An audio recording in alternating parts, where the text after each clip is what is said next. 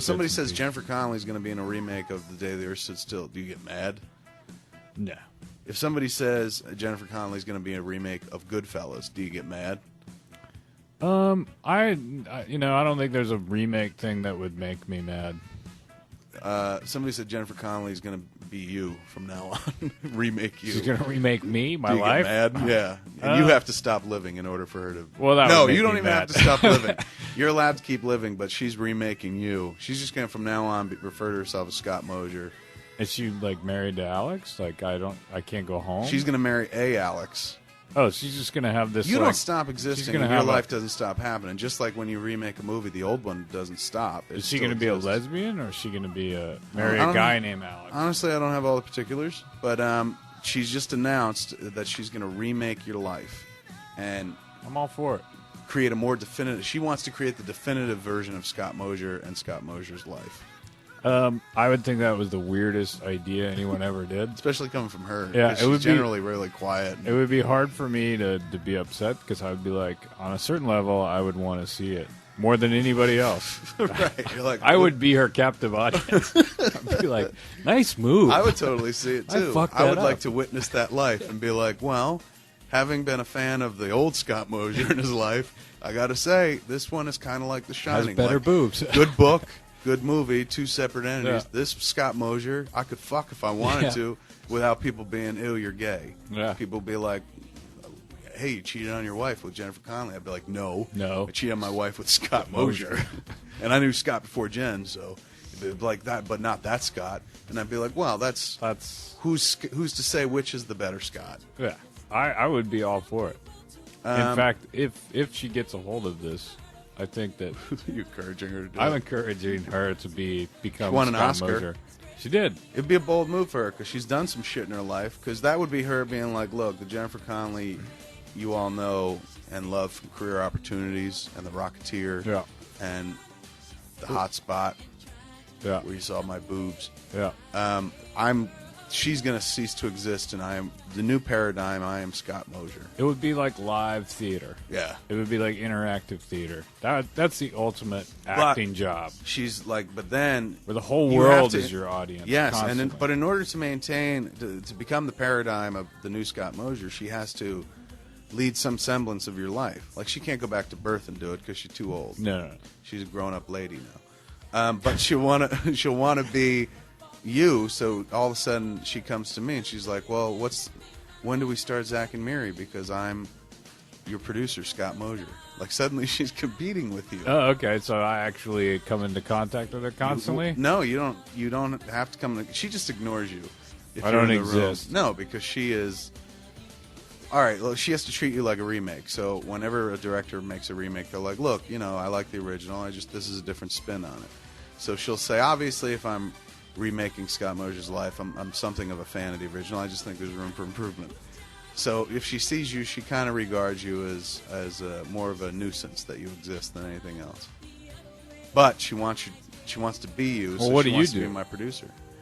I'm like, do you have any production experience aside from being in movies? She's like, yeah, I've worked on all your movies.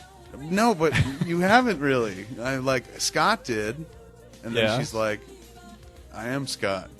And you're sitting on the couch. And I'm like, is anybody put tape in this for YouTube? This is awesome. What do I do, though? Do I hire her on? I mean, if you hire her, then I would, then she's affecting my ability to, actually pay my bills and stuff. Well, let's say the people that finance it, let's say Harvey Weinstein is like, look, I love Scott, too, but to be honest, I love Jennifer Connelly's got some sweet cans. And if, she's going to, I'd rather see her in a picture with you than see Mosier in a picture with you. Do I?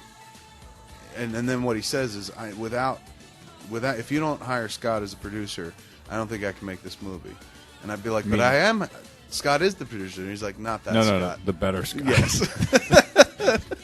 Scott 2. Scott of Earth 2. I would definitely say no, but there would be a moment of me going like, this is so fucked up, I might have to do it. I might have to just see how it plays out. What if this would be my proposal, because I would be like, this is the most fascinating, this could amount to the most fascinating experience of all of our collective lives. Totally. I would become someone else. Will you become Jennifer Connelly?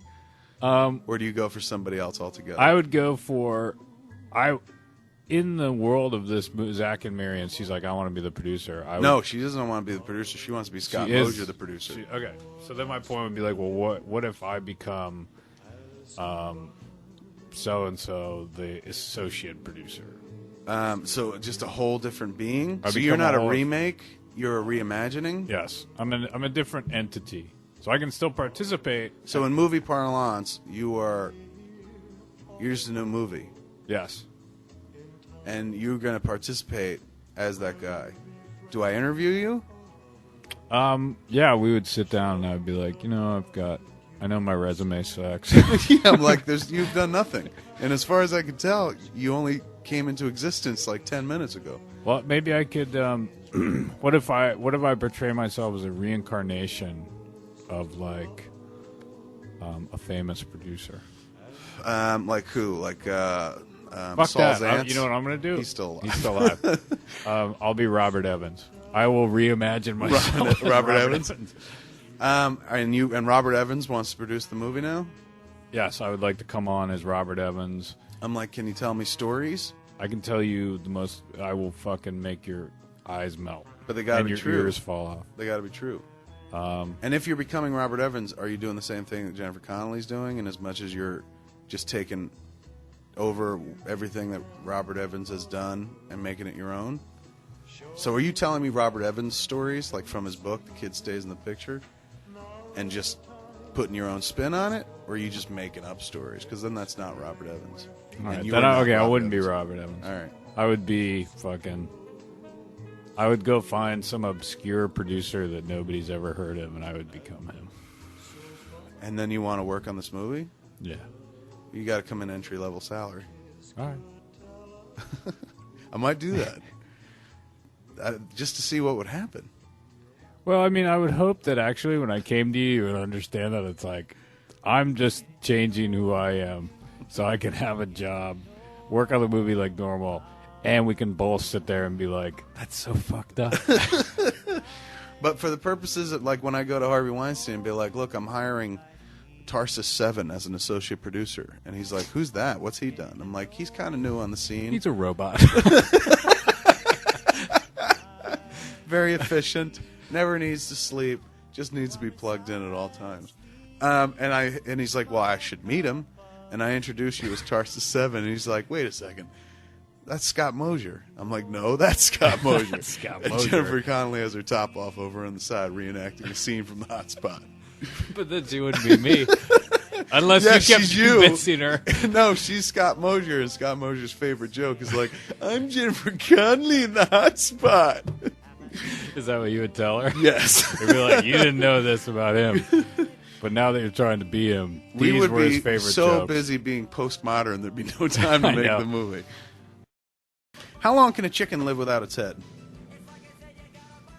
I don't think it can actually live. I thought it was just nerves being sent throughout its body when you cut off its head, and it runs around for about.